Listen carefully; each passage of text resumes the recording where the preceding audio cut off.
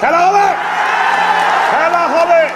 বাংলাদেশের রাজনৈতিক অঙ্গনে সবচেয়ে বিতর্কিত রাজনীতিবিদদের একজন শামীম ওসমান। আওয়ামী লীগের সাবেক এই সংসদ সদস্য বারবার আলোচনায় আসেন তার উদ্ভট সব কর্মকাণ্ডের জন্য। কখনো আসো খেলবো, খেলা হবে বলে উত্তাপ ছড়িয়েছেন, আবার কখনো বা ৬০-৭০ রাকাত তাহাজ্জুদ নামাজ অন্য সবার চেয়ে বেশি পড়েন বলে বিতর্ক ছড়িয়েছেন।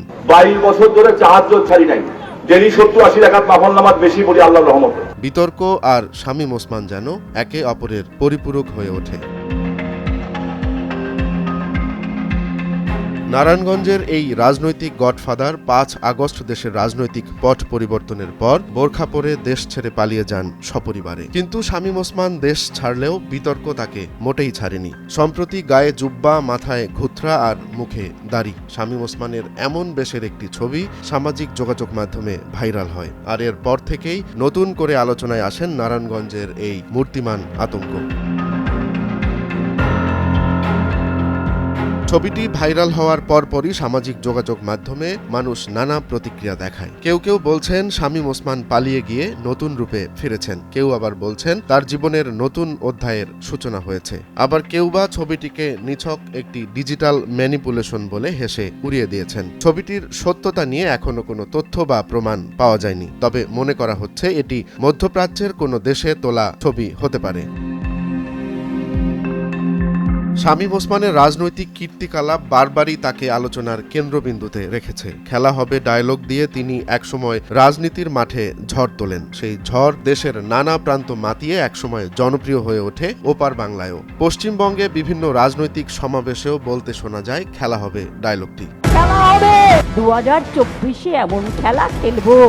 তবে বিতর্কিত মন্তব্য এবং বিতর্কিত রাজনৈতিক কর্মকাণ্ড শামীম ওসমানকে সবসময় সমালোচনার শীর্ষে রেখেছে। তার বিরুদ্ধে এখনো আছে অসংখ্য মামলা ও বিভিন্ন অপরাধের অভিযোগ। ক্ষমতায় থাকাকালীন শামীম ওসমান পরিণত হন নারায়ণগঞ্জের গডফাদারে। তার ত্রাসের রাজত্বে নারায়ণগঞ্জ ও আশপাশের এলাকায় সবাই জিম্মি হয়ে পড়েন। তার বিরুদ্ধে ওঠা বিভিন্ন অভিযোগ, যেমন দলীয় প্রভাব খাটিয়ে কাজ আদায় করা বা বিভিন্ন সময়ে ক্ষমতার অপব্যবহার নিয়ে আলোচনা হয়েছে বহুবার। যদিও তিনি প্রকাশ্যে এসব অভিযোগ অস্বীকার করেছেন। নিজেকে তিনি সবসময় জনগণের সেবায় নিয়োজিত বলে দাবি করেছেন।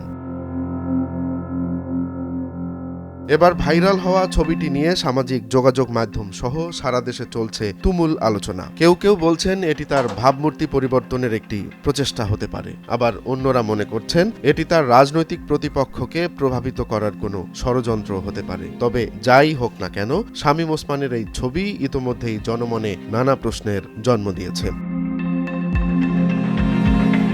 এর আগে ৫ আগস্টের পূর্বে রাজপথে বন্দুক হাতে শামীম ওসমানের একটি ছবি সামাজিক যোগাযোগ মাধ্যমে ভাইরাল হয়। সেখানে দেখা যায় বন্দুক হাতে সাঙ্গপাঙ্গদের নিয়ে গুলি ছুটতে ছুটতে এগিয়ে যাচ্ছেন শামীম ওসমান। এবার নতুন ছবি ভাইরাল হওয়ায় আবারও আলোচনায় এসেছেন তিনি।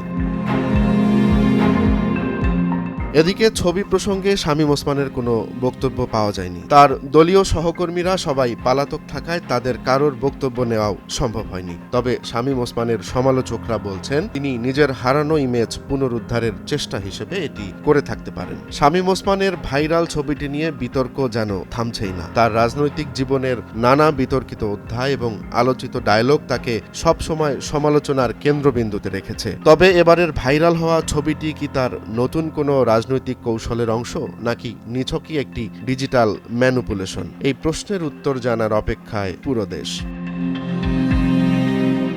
রোমান্স তালুকদার, নয়া দিগন্ত।